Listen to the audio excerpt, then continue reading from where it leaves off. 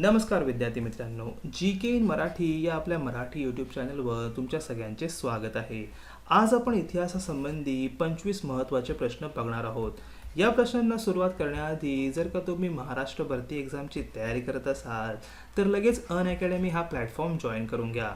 अनअकॅडमीवर सध्या ऑफर चालू आहे. ज्या ऑफरद्वारे जर तुम्ही 12 महिन्यांचं अनअकॅडमी सबस्क्रिप्शन घेतलं तर तुम्हाला 3 महिन्यांचं सबस्क्रिप्शन मोफत भेटून जाईल. जर तुम्ही 6 महिन्यांचं घेतलं तर तुम्हाला 2 महिन्यांचं सबस्क्रिप्शन मोफत भेटून जाईल. तसेच जर का तुम्ही पोलीस भरती, सरळ सेवा भरती, तलाठी भरती, आरोग्य सेवा भरती एक्झामची तयारी करत असाल तर तुम्हाला एकच सबस्क्रिप्शन अनअकॅडमीवर घ्यायचं आहे. वेगवेगळं सबस्क्रिप्शन तुम्हाला घ्यायची गरज नाही. म्हणजे one subscription for all exam. तसेच तुम्हाला अजून 10% डिस्काउंट जर पाहिजे असेल तर तुम्ही माझा कूपन कोड रोहित1090 याचा वापर करा. याने तुम्हाला अजून 10% डिस्काउंट भेटून जाईल. तर चला मग आजच्या प्रश्नांना सुरुवात करूया. सगळ्यात पहिला प्रश्न आहे की शिवरायांचा राज्याभिषेक कोणत्या किल्ल्यावर झाला होता? तर या प्रश्नाचं उत्तर आहे ऑप्शन डी, रायगड किल्ल्यावर. शिवरायांचा राज्याभिषेक हा 6 जून 1674 रायगड या किल्ल्यावर झाला होता. दुसरा प्रश्न काय आहे बघूया. महात्मा गांधीजींचे राजकीय गुरु म्हणून खालीलपैकी कोणत्या व्यक्तीस ओळखले जाते? तर काय या प्रश्नाचं उत्तर ऑप्शन बी, गोपाळकृष्ण गोखले. महात्मा गांधीजींचे राजकीय गुरु म्हणून गोपाळकृष्ण गोखले यांना ओळखले जाते. आणि गोपाळकृष्ण गोखले यांच्या सांगण्यावरूनच गांधीजी भारतामध्ये परत आले होते, आफ्रिकेवरून परत आले होत्या. चला पुढचा प्रश्न बघूया. प्रश्न क्रमांक 3. तिसरे इंग्रज मराठा युद्धातील मराठ्यांचा सेनापती कोण होता? कोण होते मराठ्यांचा सेनापती तिसऱ्या इंग्रज मराठा युद्धामध्ये? तर काय या प्रश्नाचं उत्तर ऑप्शन सी, बापू गोखले. ठीक आहे, बापू गोखले हे इंग्रज मराठा युद्धातील सेनापती होते, मराठ्यांचे सेनापती होते. कधी झालेले होते इंग्रज मराठा युद्ध? तर ते झाले होते 1817 ते 1819 या दरम्यामध्ये. चौथा प्रश्न काय बघूया. स्वतंत्र भारतातील पहिले भारतीय गव्हर्नर जनरल कोण होते? तर कोण होते पहिले भारतीय गव्हर्नर जनरल? ऑप्शन बी, सी, राजगोपालचारी. सी, राजगोपालचारी हे स्वतंत्र भारताचे पहिले भारतीय गव्हर्नर जनरल होते. पाचवा सोपा प्रश्न बघूया. शिवरायांनी सर्वात प्रथम कोणता किल्ला जिंकला? तर काय या प्रश्नाचं उत्तर ऑप्शन ए, तोरणागड. हा तोरणागड जिंकला होता. आणि स्वराज्याचे तोरण शिवरायांनी याच किल्ल्यापासून बांधले होते. ऑप्शन ए, तोरणागड हा शिवरायांनी सर्वात प्रथम जिंकला होता. प्रश्न क्रमांक 6. भारताची राजधानी कलकत्ता येथून दिल्लीला नेणाऱ्या ब्रिटिश गव्हर्नर जनरलचे नाव सांगा. काय होते त्यांचे नाव? तर त्यांचे नाव होते option A, Lord Hardings two, म्हणजे सेकंड, दुसरा. ठीक आहे, लॉर्ड हॉर्डिंग दुसरा याने 1911 मध्ये कलकत्ता येथून भारताची राजधानी दिल्लीला घेऊन गेला होता तो. ठीक आहे, ऑप्शन ए. चला पुढील प्रश्नाकडे वळूया. प्रश्न क्रमांक 7. भारताचे गव्हर्नर जनरल केव्हापासून व्हॉइसरॉय म्हणून ओळखले जाऊ लागले? तर केव्हापासून व्हॉइसरॉय म्हणून ओळखले जाऊ लागले? तर ऑप्शन डी, 1858 पासून, 1858 पासून. चला आठवा प्रश्न काय बघूया. आर्य समाजाची स्थापना कुठे झाली? कुठे झाली आर्य समाजाची स्थापना? तर ऑप्शन ए, मुंबई येथे. आर्य समाजाची स्थापना मुंबई येथे झाली. आणि कोणी केली आर्य समाजाची स्थापना? तर स्वामी दयानंद सरस्वती यांनी 1885 साली कुठे केली? मुंबई येथे केली. ओके, आलं लक्षात? चला नववा प्रश्न काय बघूया. डॉक्टर बाबासाहेब आंबेडकर यांनी महाड येथे 14 तळ्याचा सत्याग्रह कोणत्या वर्षी केला? कोणत्या वर्षी केला? 1927 ला केला होता. ओके, डॉक्टर बाबासाहेब आंबेडकरांनी महाड येथे 14 तळ्याचा सत्याग्रह 1927 साली केला होता. चला पुढचा प्रश्न काय बघूया. प्रश्न क्रमांक 10. इंग्रजांनी भारतात त्यांचे शासन असताना कशाच्या लागवडीस प्रोत्साहन दिले नाही? तर कशाच्या लागवडीस प्रोत्साहन दिले नाही इंग्रजांनी? तर भात आणि गहू.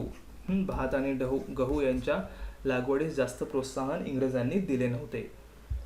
चला 11वा प्रश्न बघूया, महत्त्वाचा प्रश्न. बॉम्बे ठाणे रेल्वे कोणत्या वर्षी सुरू झाली? कोणत्या वर्षी सुरू झाली? ऑप्शन बी, 1853 साली. बॉम्बे ठाणे रेल्वे ही 1853 साली सुरू झाली होती. भारतातील सर्वात पहिली ट्रेन होती ही. 34 किलोमीटरचा पट्टा होता बॉम्बे ते ठाणे यांच्या दरम्यान, भारतातील पहिली ट्रेन. 1853 साली चालू झाली. चला पुढील प्रश्न काय बघूया. प्रश्न क्रमांक 12. कोणत्या महसूल पद्धतीत शेतकरी जमीन मालक बनले? तर कोणत्या महसूल पद्धतीत शेतकरी जमीन मालक बनले? Option C ryotwari. रयतवारी महसूल पद्धतीत शेतकरी हे जमीन मालक बनले होते. प्रश्न क्रमांक 13. बारडोली सत्याग्रह टिंबटिंब यांच्या नेतृत्वाखाली झाले. कोणाच्या नेतृत्वाखाली झाले होते बारडोली सत्याग्रह? तर ऑप्शन ए सरदार वल्लभभाई पटेल. ठीक आहे, यांच्या नेतृत्वाखाली बारडोली सत्याग्रह हे जून 1928 मध्ये सुरू झाले होते. चला 14वा प्रश्न बघूया. सोपा प्रश्न. छत्रपती शिवाजी महाराजांचा जन्म कधी झाला? कधी झाला छत्रपती शिवाजी महाराजांचा जन्म? ऑप्शन बी 19 फेब्रुवारी 1630 ला शिवाजी महाराजांचा जन्म झाला. कोणत्या किल्ल्यावर झाला होता? तर शिवनेरी किल्ल्यावर.